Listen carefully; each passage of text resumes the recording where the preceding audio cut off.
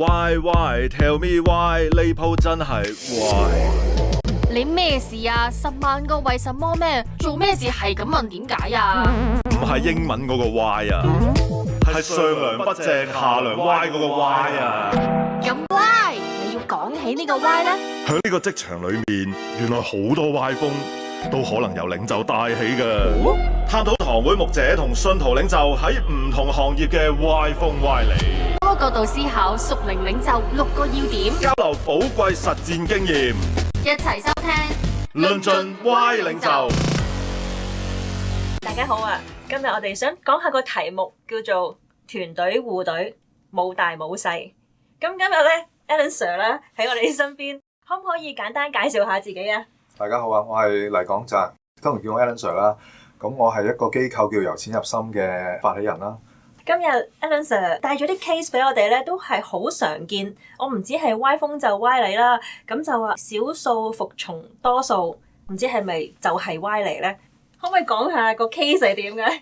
其實要放一個 case 出嚟咧，我自己都要好大嘅勇氣嘅，因為始終都係我團隊嘅一啲內部嘅經驗嚟。但係我又覺得都係一個對於我自己作為即係帶領嘅一個角色上邊咧，我覺得都喺裏邊學習到一啲嘅嘢咯。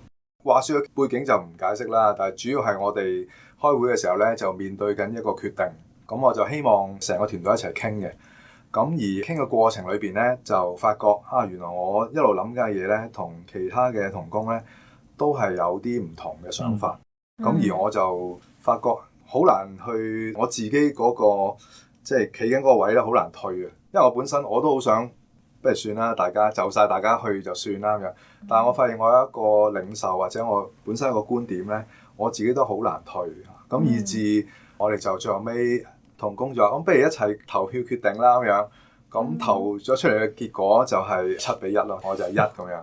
哇！咁嗰次就有個好大嘅感受喺裏邊。哇！實在好多謝 Alan Sir， 好有勇氣講一個親身嘅 case。唔知當時係點樣決定啦，但係好多嘅挑戰或者掙扎喎。作為領袖嘅時候，係啊冇錯，因為其實每個同工都係我緊密嘅戰友啦。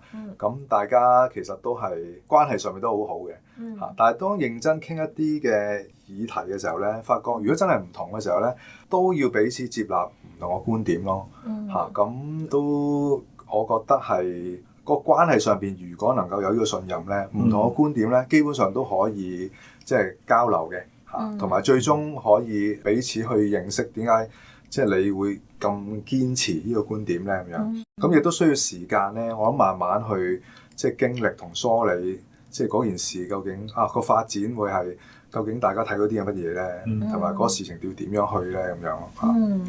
不過即係團隊咧，其實有啲時候我哋有個嘅迷思咧，就係大家都咁高咁大啦，又或者係大家都認同我哋嘅意象方向等等。抽象嘅概念咧，你話認同咧就唔難嘅，但係具體操作嘅方式咧，大家可能有唔同嘅步伐，有唔同嘅理解。即係我點樣叫做好嗰件事咧，大家可以好唔同嘅。咁所以即係其實咧，我就會盡量咧就唔投票嘅，能夠投票之前處理咧最好。咁所以好難得啊！你拎出嚟講係你係1喎，唔係嗰個7喎。咁個感受一定係唔好噶啦，因為你係成個事工嘅推動嗰個人，你有你嘅睇法。咁甚至乎我講得再大聲啲就係，神俾我感動，咁你冇得推翻我個噃咁樣。當然我哋唔可以咁講啦，咁講就好破壞關係嘅。咁但係我諗有一樣好重要嘅就係，我哋其實點樣用會議以外嘅時間溝通。譬如有啲人嘅做法就係有一啲嘅諗法，有一啲嘅感動就個別同某幾個人，唔一定係全部嘅，即係飲茶食飯啊，咩情況底下去表達咗。但係個表達唔係我要說服佢，我要聆聽，因為我有我個觀點，但係咧我咁樣表達有冇問題咧咁？而對方嘅反應係直接嘅，即係如果熟我嘅人都咁樣諗嘅時候，或者咁樣理解嘅時候，我係咪要調整一下我嘅講法咧咁樣？1個、2個、3個都有唔同嘅意見嘅時候，我諗我有足夠嘅資訊俾我咧，去調整我嘅表達方式。唔一定係我修改我嘅睇法啦，可能係我嘅表達方式嘅問題，或者換個角度講，我就透過呢1、2、3個時候，我已經說服咗佢哋。咁你起碼4票啦，係咪咁啊？自己啱個半數喎，咁樣係冇錯。可能個別即係再傾下，可能件事會好啲嘅嚇。不過嗰個情況就即係少呢啲機會嚇，即係埋位一傾嘅時候已經係即係大家都某程度上係好強自己嘅觀點攞出嚟啦，已經係。同埋一班人一齊討論一件事咧，開始嘅時候咧都應該係相對地客觀嘅，但係去到有啲唔同意見、有啲爭持之後咧，就個情緒同感受出咗嚟㗎啦。咁同埋咧投票嗰下，可能唔係諗嗰件事，係諗個關係。即係當我咁投嘅時候，我會唔會令某人唔高興咧？咁樣Alan Sir 佢唔高興，好快冇嘢㗎啦，所以可以唔投佢嘅咁樣，可以係好事嚟㗎喎，真係可能係。咁所以呢個過程其實係要所以即係我就點解我會話咧，盡量避免去投票咯。因為去到嗰個位，其實真係唔係一個理性決定嚟嘅，有啲時候。我就係諗下有好多時候，可能作為領袖咧嘅思維或者經驗咧，都係比較前嘅。但可能即係比較創新，有嗰個經驗或者係有個信心可以去再行前啲，咁好正常啦。或者係嗰個差異咧係比較大，都係好正常。咁頭先聽到話嗰個7-1嘅強勢咧，當時 Alan Sir 你係 hold 一 hold 啊，唔決定住啊，唔拍板住啊，定係點樣可以 hold 一 hold 其他人嘅情緒，或者 hold 一 hold 自己嘅情緒咧？其實真係當時嚟講咧，我都唔想投票嘅，老坦白講嚇，因為一嚟就我覺得咁樣去投票再決定就唔係我意願啦，因為我係1啊嘛，係啦。第二就係話我自己一路都係覺得最好就係再溝通多啲嚇，以至我哋連嗰個1都能夠梳理到，即係大家都認同咁樣做係會好啲嘅咁樣。但係無奈地，因為有啲時間上邊嘅考慮啦，有啲嘢都幾急啦，咁所以就同工們都覺得不如投票就去馬啦咁樣。咁同埋我都認同你所講，就係我有啲嘅睇法咧，似乎係同工們即係佢未理解到而我亦都好難喺嗰一刻裏邊咧，就完全去表達得即係好清楚。正如你所講就係，即係我行前咗變咗，有時好講唔明咁樣有感覺嚇。咁所以對於我嚟講，都係一個學習咯。係啊，咁唔知嗰一次嘅決定之後，有冇遇到啲情況就係，即係少數服從多數之間嗰個多數係你咧？我哋其實普遍嚟講咧，都多數都好一致嘅，即係啲睇法。咁就好少情況，所以我哋攞出嚟去分享就係，其實好少情況係會咁懸殊咯。而嗰個懸殊嘅裏邊，同工們都有少少疑惑嘅，即係覺得，即係點解我哋大家都已經覺得係咁咯？點解你仲咁堅持咧？咁樣咁對於我嚟講，就裏邊有好多嘅掙扎，因為我本身我都想，不如一齊去就算啦。但係我就係嗰種對於個意象嘅領受啊，對於個做法某啲嘅即係裏邊嘅意義咧，係我係要企穩咯，我覺得，所以係難嘅，係好難，但係又要兼顧團隊嘅關係啦，亦都唔想因為呢件事破壞咗大家關係，咁所以就都照去啦咁樣，但係都希望去嘅過程裏邊，我哋都睇到其實大家嘅決定慢慢會展現咗個效果出嚟㗎嘛，咁咪睇到其實個情況係點樣咯。喺過去咁多嘅歷史裏邊啦，唔知奧圖對於領袖嘅好前瞻性嘅決定，好多人都會反對或者係未明白喎。應該有好多例子喎，歷史嘅偉人裏邊。個問題就係，到底呢一個係一個發展性嘅嘢啊，定係而家做事嘅方式嘅差異？因為如果係發展性嘅、前瞻性嘅，譬如即係我自己最深刻嘅就我睇嘅戴德生嘅傳奇咁樣，佢有一個好重要嘅決定。成個團隊都唔同意嘅，得佢一個人想堅持嘅啫。但係佢考慮完咗祈完禱之後，佢決定放低。如果冇記錯，好似喺上海起個總部咁上下嘅嘢。咁啲同工唔同意，咁佢就唔做啦。咁佢係等。其實我哋今日就會話咧，即係講緊我哋集體嘅辨識，即係有啲人會咁樣講嚇，或者我哋祈禱等候。當然有啲同 Alan Sir 頭先個 case 唔同嘅，佢可以等。咁我哋會咁樣講嘅，咁樣理解嘅，可以等咪等咯。因為我諗，畢竟喺神眼中咧，我哋身邊嘅人啊，係比起嗰件事係更加重要嘅。你有人咧，就好多事都做到，但係為咗做好件事而失去呢啲人嘅話，你以後可能唔使做嗰啲嘢。咁所以呢一個係要做判斷嘅地方咯。咁另一邊廂就係，如果係件事如何做嘅話咧，其實有千百種方法，我唔需要堅持嘅。其實，咁佢哋擁抱咗呢個方法，佢哋咪做咯。所以其實我欣賞一樣上，你頭先講個提法，你係1嘅時候，你尊重佢哋，你俾佢哋繼續去發揮。但係最緊要就係我唔好之後咧就衰咗或者點樣咧，我就走去秋後算賬呢樣嗰樣啊咁樣。咁樣其實其中一樣嘢就係大家你唔假設都好啦，大家心裏邊咧自己都有一把尺喺度嘅。咁我嘅決定，我做得好同埋唔好，我自己會衡量，自己會量度嘅。有啲時候基於面子或者自我形象嘅問題，我唔會喺你面前承認，唔代表佢冇諗法嘅。咁所以其實呢個包容就重要啦。咁因為其實畢竟如果人唔係多嘅話，每一個人都係重要噶嘛。咁每一個重要，你唔想 lost 佢哋任何一個噶嘛，係咪？咁除非你講緊你嘅好前瞻性嘅嘢咧，其實係而家就係嗰個時候，而家就係嗰個機會啦，失去咗就冇噶啦。咁你有足夠嘅能量、足夠嘅吉士，你就喺呢度力排眾議咯。即係你其實離唔開幾個選擇嘅啫。一我就係推翻晒大家嘅決定，我 override 咗，我係大佬，我話事咁樣，呢個係一種方式。二就係跟大隊係咪？第三就我就 hold 住。係咪？我等適合嘅時機先再做決定。記得當時德生先生佢嘅抱負或者佢好強嘅感動就係內地裏邊未信嘅人，但係當時個處境就係喺沿海嘅城市啦，係好多都即係支持宣教士就喺沿海嘅城市嘅啫。咁所以當時佢嘅抉擇就係等啦，願意去 hold 住啦。咁亦都好叫做客觀嘅考慮就係可能其他嘅差會或者宣教士嘅時候。就因為冇資源咯，可能因為冇錢咯。咁作為團隊決定嘅時候，咁7-1好啦，或者係即係少數服從多數好啦，都可能會考慮到資源嘅問題喎。係啊，其實好多嘢都係大家諗緊，即係究竟呢個決定要考慮嘅 factor 係啲乜嘢啦。但係我自己覺得咧，其中一個好重要嘅因素咧，就係其實上帝都喺度，即係睇住我哋噶嘛。其實你話資源啊、機遇啊各方面嘅嘢都喺佢嘅手嘅裏邊。咁而佢要我哋遇到呢一個咁嘅處境，其實我覺得重要嘅唔係最後尾我哋做咩決定咯。最後尾做咗個決定係咪我呢個決定係最好嘅，係咁樣去到啦咁樣，還是係大家都唔聽我講咁樣，咁睇下你點死啦最後尾。而係神都係帶領緊我哋成個團隊一齊去回應緊，即係某一個處境嘅。咁頭先有傾嘅過程裏邊咧，我都有一個自身嘅經驗咧，都頭先我都講到有啲嘅情況咧係嗰個時機真係好緊要，而我都真係要堅持住我嗰個嘅決定咧，而我離開個團隊咧，我都試過嘅，即係有個咁嘅疫情啦，講多少少資料啦嚇。疫情嘅裏邊，我就係發覺即係個需要喺社區裏邊好大。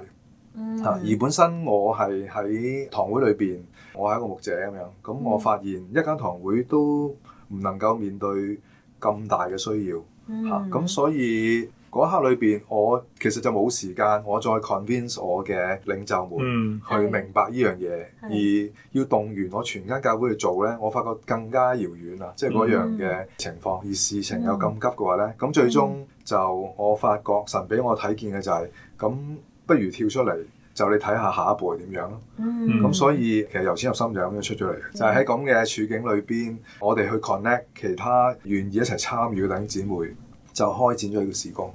咁呢個都係如果話獨排眾議嗰陣時，嗰個嘅掙扎更加大，因為嗰個掙扎就唔係我嘅團隊點樣認同我一齊，而係直情係好唔同嘅睇法。咁而你嗰個決定，即係神俾我領袖嘅決定，就係要行出嚟咯。係，同埋呢個都係好新，亦都可能之前係未試過嘅，咁亦都好自然就會有好多反對嘅聲音啦、質疑嘅聲音啦。係啊，所以嗰陣時嘅處境或者嗰陣時嘅掙扎咧，係冇乜嘢之前嘅經驗能夠參照。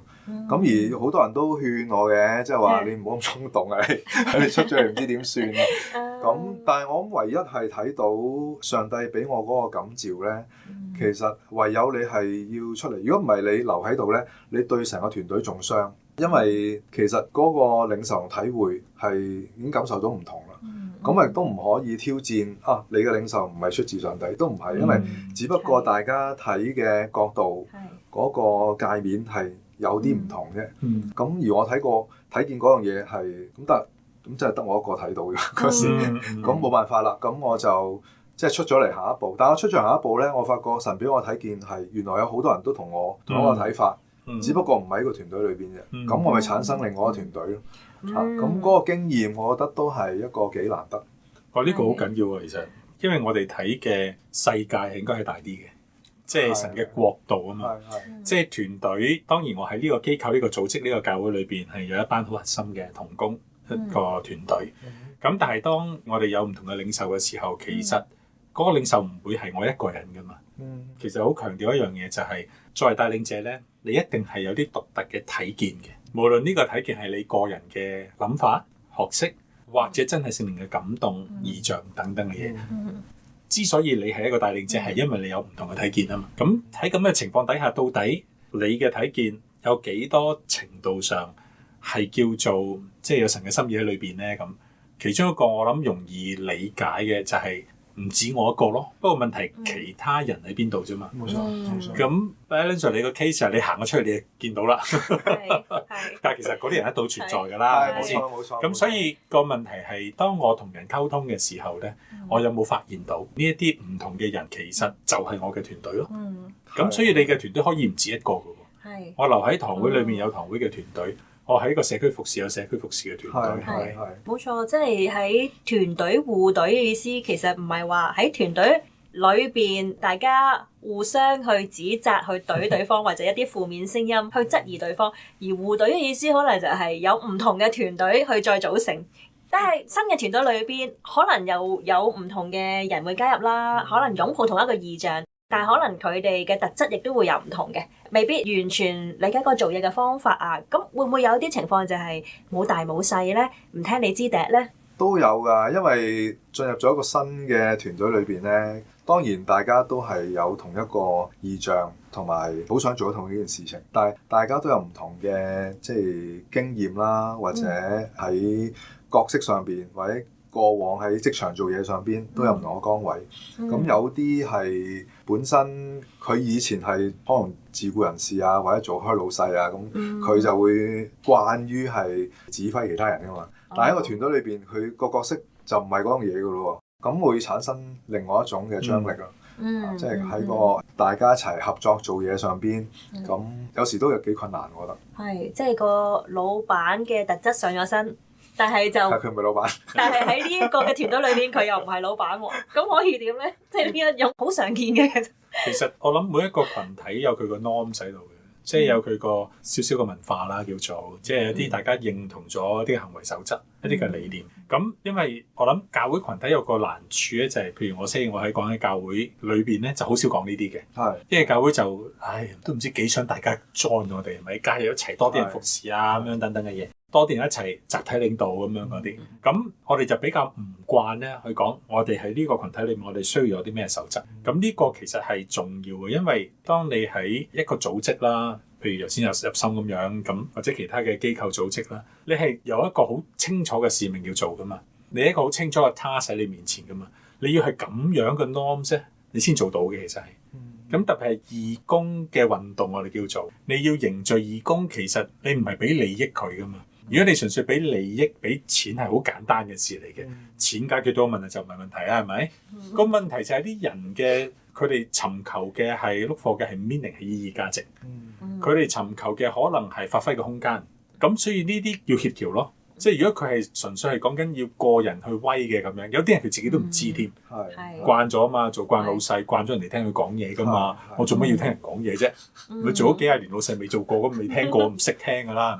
咁但係個問題入到嚟就要有一個咁樣嘅對話咯，俾佢明白，特別係有事發生之前講咗，有事發生之後再 review，即係佢係一個點樣嘅人。咁有啲時候唔係咁理想嘅，但係如果呢個組織係有彈性，又或者係有好多唔同比較多嘅一啲嘅工種俾佢選擇嘅話咧，可以嘅話咪盡量就咯，就唔到嘅咪早啲講再見咯。咁再見唔係壞事嚟㗎，即係你諗下喺聖經裏面最經典就係保羅同巴拿巴嗌交，係咪先？真係喎，僆仔阿保羅係僆仔嗰陣時，同阿大佬巴拿巴頂過喎，係為咗另一個僆仔喎。OK，咁。最後佢哋咪分道揚鑣，大家各自有自己嘅團隊。但係其實喺保羅書信裏面，佢有稱讚巴拿巴嘅，有稱讚馬可嘅，甚至乎馬可後來都係喺阿保羅團隊裏面。所以我哋唔好睇死佢咯。即係而家同你講再見，我唔係當你係仇人啦。關係未爛到一個咁嘅位嘅時候，早啲講再見，可能係好事嚟。我自己都發覺咧，其實喺即係我牧咗會都好多年啦。喺牧會嗰個嘅處境同做機構咧，因為機構我做咗幾年啫，就發覺真係都幾唔同。因為牧會，正如我頭先講，即係弟兄姊妹，即係大家都係為到嗰個異象去努力。其實基本上全部都義工嚟嘅，即係個 mission 去做。但係機構咧，我就發現咧就有唔同啦，即係有啲係我哋嘅同工啦，受薪嘅同工啦，有啲係我哋嘅義工啦。咁我發現就係原來呢兩樣嘢咧，如果唔清晰界定咧，都有一啲問題出現。就係義工慢慢佢因為好熟我哋成個架構，而佢本身亦都有佢嘅專業，慢慢投入咗入嚟。咁佢可能就會成為咗半個同工咁樣喎。而同工咧就我哋唔覺佢即係點講，即係都係投入義象一齊做啊嘛，你先入嚟做嘅啫。佢當自己義工係咪？係啦，咁又即係好容易 mix up。咁同埋有時我哋做管理層咁樣啦，都會有時會忽略咗嚟，佢係同工嚟嘅，即係佢有時計時數啊、成啊，佢都要計翻清楚嘅。我哋唔可以當佢義工咁樣取爆佢咁樣。咁我諗呢啲位，我就喺機構裏先至見到啊，原來以前牧會係冇乜機會啊，去即係做呢啲管理嘅工作。即係同工同義工原來係，如果條線界得唔清咧，其實都好多問題出現。其實就咁睇喎，我知道咧，譬如我哋自己機構都係咁樣嘅。無論同工同義工，就算義工咧，我哋叫做非受薪同工，都要簽 contract 嘅，都有時數嘅。即係意思係，起碼有一樣嘢叫做大家 agree 咗嘅嘢。咁以致大家又唔會過度地要求咯。譬如話，義工可能佢定期嘅每個禮拜嚟幾多個鐘咁樣。咁當然多與少可以 adjust， 不過起碼有個 reference。咁以致大家有個共識。同埋佢都知道自己嗰個嘅角色係做啲乜嘢。另外我識得有啲機構咧，就係我唔知可以咁講，叫妹仔大過主人婆啦。因為佢基本上係用大量嘅義工，而啲義工 commit 到個地步咧，係可以即係鬧翻啲同工啊，質翻啲同工啊，好唔俾面啲同工啊咁樣嘅。咁呢個係我諗義工受薪唔受薪呢個另外一回事，反而係呢個係態度問題喎。所以嗰個 contract 即係合約精神，其實唔係淨係純粹嗰個 contract 嘅問題，係合約嘅精神。大家 agree 咗啲乜嘢？即係你起碼有個白紙黑字寫咗喺度，我可以 adjust 可以改嘅。不過起碼我哋有得拗先，唔係口同鼻拗。你覺得乜嘢？我覺得咩？大家覺得係冇得拗噶嘛。所以義工都要簽嘅，即係嗰份 contract，呢個幾好嘅。一個協同嘅關係咯，一個即係合約精神，或者係一個即係團隊裏邊喺個架構裏邊去屬於嗰個嘅位份啊，係點樣樣，都需要清晰地喺未有鬧交或者未有發生咩事之前，大家有個共識先，都需要咁樣溝通嘅。咁知道 Alan Sir 其實而家做領袖啦，但係我知佢自細都做領袖嘅喎，無論讀書嘅時候係咪成日都俾人選出嚟做領袖嘅喎？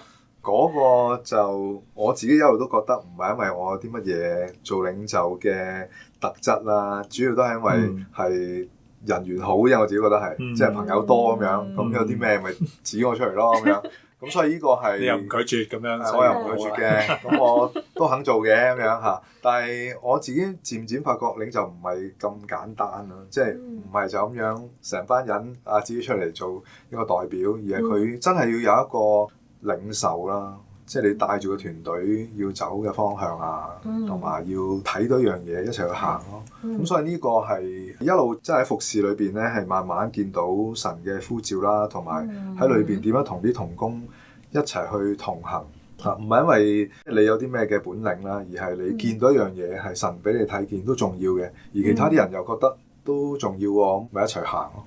其實領袖咧係同跟隨者有關係嘅，而跟隨者眼中嘅領袖先至係領袖。即係意思係，其實成個領導嘅概念就係乜嘢咧？係跟隨者將佢嘅權力交咗俾你，將佢要做嘅決定嗰個權力俾咗你。嗱，咁個問題就係佢認同咗你啊嘛，佢接受咗你喺呢一個領域上面或者呢一個嘅範疇裏面去帶領佢。咁而帶領嘅人咧，其實有好多種嘅方式嘅。有啲人就係講緊我有睇見我行前面嘅，你跟我啦咁樣。另一啲人就可能我哋叫從後領導，我其實可能好能夠處理關係嘅，我就喺後面動員其他人。咁所以喺個群體喺個團隊裏面，其實我哋需要 identify， 需要認知到自己係邊一類型咧。咁你就可以更好嘅嚟到去培養個團隊咯。係冇錯，即係喺呢本書都有講，呢本書係咩書咧？領導由心呢本書都有講喎，一個好嘅領袖，其實佢都係一個好好嘅跟隨者，並且咧係好似 Alan Sir 一樣啦，係一個好好嘅 example，就係佢聽到神呼召佢，佢亦都認得清神 authorize 佢，以至到佢一路向住嘅方向，其實就係神俾佢嘅抱負，俾佢嘅感動，去到嗰個嘅群體去服侍。而當中即係聽到 Alan Sir 係好謙卑，一路都係聆聽啊、學習啊，點樣去建立團隊。咁今次咧好開心可以聽到咁多真實嘅個案，咁有血有肉嘅個案，團隊護隊。不過就唔係冇大冇細，而係跟住個阿頭，跟住我哋嘅主一齊去向前面嘅方向行嘅時候咧，就唔會冇大冇細啦。